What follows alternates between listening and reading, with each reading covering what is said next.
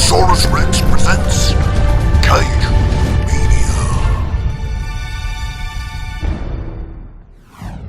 Welcome back to Cinemasaurus Rex. I'm Rocky, and this week it's the British Godzilla.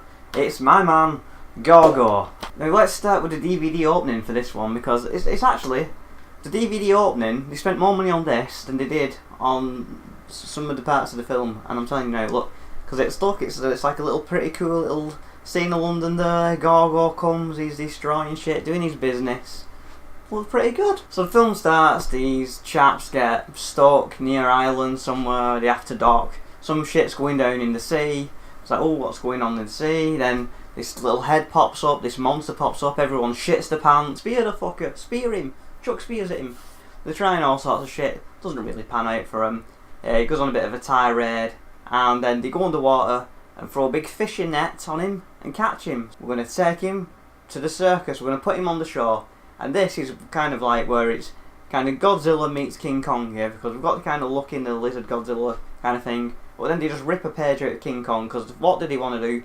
Put him on shore straight away. And do you know what they call him? Called Gorgo. Gorgo, the 8th wonder of the world. The 8th wonder of the world. The cheeky bastards. So they charge everyone 5 shillings. That can't be much, can it? I don't know what 5 shillings is. It's old money. People are going in, watching, paying the 5 shillings to go watch Gorgo. And for some reason, they see a 60-foot lizard. You think, oh wow, that's impressive. No, they're all laughing. They're all laughing. It's like, what's so funny here? What's the joke? That is something. I should mention, just before they put him in the circus, he kind of has this little escape thing where he escapes out.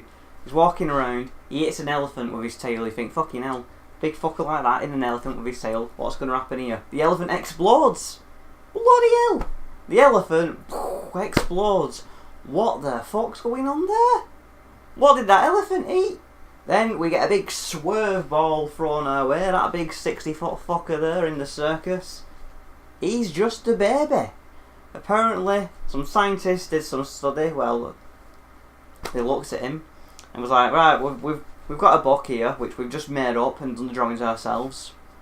This is a baby, and that's what an adult one would look like. Look at the size difference. It's about 200 foot, that fucker. And that's when shit really takes off. We have an adult Gorgo now, storming its way to London. And from when adult Gorgo arrives, this is where we get shameless stock footage. There's so much stock footage used, it's unreal. And not only that, they just recycle the same scene over and over again. You keep seeing the same Gorgo doing the same movements, the same stock footage doing the same shit. They even tried dubbing over some of the stock footage to convince you it's something else. I mean, look at this shit. Broken. Target moving toward the estuary. Too fast to follow. It's ridiculous.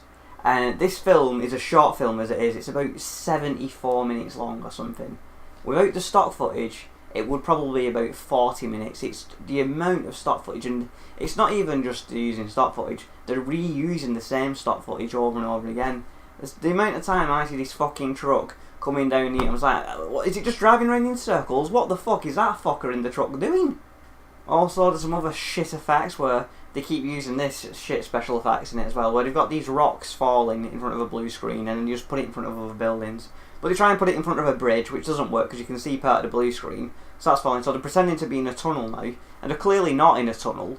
So they have this. Well, when you speak in a tunnel, you have a bit of an echo effect. When they speak, it's all right, Sean. We'll be all right. So it doesn't even sound like an echo. That was cheaply and shitly done, and it's really strange. It's such a mixed bag because there's so many cheap shit special effects and cheap shitty stock footage. Yet there's some really good special effects in this as well. And Gorgo, he destroys the Tower Bridge, he destroys Piccadilly Circus, he destroys Big Ben, and he looks fucking really good how they've done it. The miniature work and everything looks great. It's like, this is where all the money went, and then they ran out and used a load of shameless stock footage. And some of that stock footage isn't even the right way around. We've got a clip, and you can see the writing's fucking backwards. They've just flipped it. It's like, oh look, it's a different scene. It's like, who are you kidding here? Anyway, the army come after Gorgo, they're shooting tanks and everything. Doesn't affect him. Gorgo, pretty invulnerable to all kinds of shit, just like Godzilla. So, that's kind of good. Fares a lot better than Konga in that respect, and actually destroying Big Ben rather than just standing next to it as well is also pretty good. And these two films came out the same year as well. However, more cheap special effects coming, because Gorgo clearly storming around London at night. They send the jets. Now, the jets are clearly being filmed in the daytime. Yeah, firing rockets in the daytime, hitting Gorgo at night. Where are they firing from? Are these jets in Australia? What the fuck? And finally, after all this stock footage, after all this shit, all these jets and everything, Gorgo destroys everything, gets to the circus, rescues Gorgo Jr., and they both just go off. And that's it. Gorgo survives. They never actually get rid of him, they never kill him. Do I recommend this film? Oh, it's so annoying, this one, because if it wasn't for the shameless stock footage and stuff, and you took all the cheapness out of it, there's something good under all this shit. You've got to polish this. This is a turd that needs polishing. So, I kind of want to say just about, yeah. It's a tough one to recommend, I'm not going to lie to you.